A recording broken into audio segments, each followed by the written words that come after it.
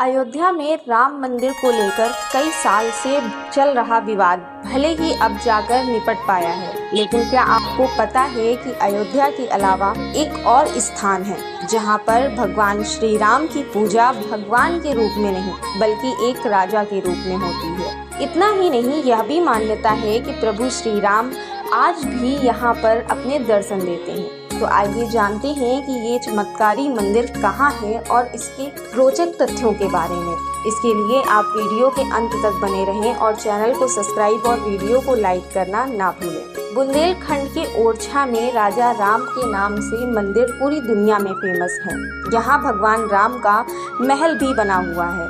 ओरछा मध्य प्रदेश में बेतवा नदी के तट पर 16वीं शताब्दी का एक शहर है जो अपने अलंकृत महलों और मंदिरों और स्मारकों के लिए जाना जाता है। बुंदेलखंड का एक बेहद खूबसूरत स्थान ओरछा भगवान राम को राजा राम के तौर पर जानता है। इस स्थान के सभी लोग श्री राम को अपना काफी करीबी मानते हैं और उनका मानना है कि उनके सभी दुखों को देखने वाले केवल वही हैं।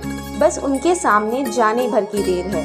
न्याय करने और पीड़ा हरने में वो तनिक भी देर नहीं करते। ऐसा इसलिए है क्योंकि राजा मधुकर को भगवान राम ने स्वप्न में दर्शन देकर एक मंदिर बनवाने के लिए कहा था। ऐसी भी मान्यता है कि श्री राम दिन के समय में ओरछा में निवास करते हैं और रात होते ही पवन पुत्र हनुमान उन्हें अयोध्या ले जाते हैं। ये धारणा सदियों पुरानी है, इसलिए यहाँ रात के वक्त आरती श्री राम को अयोध्या भेजने के बाद की जाती है। मंदिर में राजा राम के अलावा माता सीता, लक्ष्मण और भगवान हनुमान की मूर्तियां भी स्थापित हैं। यहाँ का विशेष आकर्षण राम बारात है जो दिसंबर के महीने में होती है। कहा जाता है कि ओरछा के राजा मधुकर राधा कृष्ण के परम भक्त थे, लेकिन उनकी पत्नी महारानी कमलापति गणेश कुंवरी भगवान राम की भक्त थी। एक दिन महारानी भगवान राम की भक्ति में इतनी लीन हो गयी कि उनका ध्यान महाराज की ओर गया ही नहीं।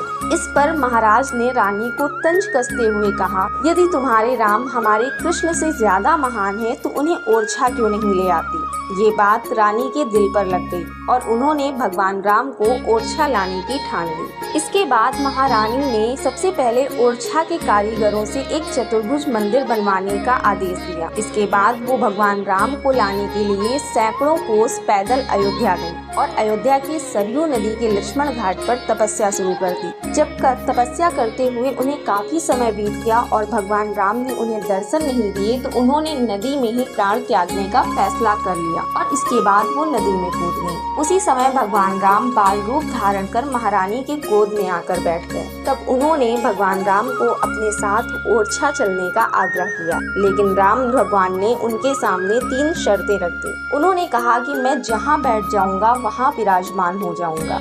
उनकी दूसरी शर्त थी कि मुझे ओरछा का राजा माना जाएगा। वही तीसरी शर्त थी कि ओरछा में पुण्य नक्षत्र पर ही भगवान राम आएंगे। रानी ने उनकी तीनों शर्तें मान ली और राम को बाल रूप में लेकर ओरछा पहुंच गई। माना जाता है कि तब से लेकर आज तक वहां पर राजा राम का ही शासन है। इसी वजह से पुलिस द्वारा राजा राम को दिन में 5 बार गार्ड ऑफ ऑनर दिया जाता है और ये परंपरा करीब आज से 400 साल पहले से चली आ रही है।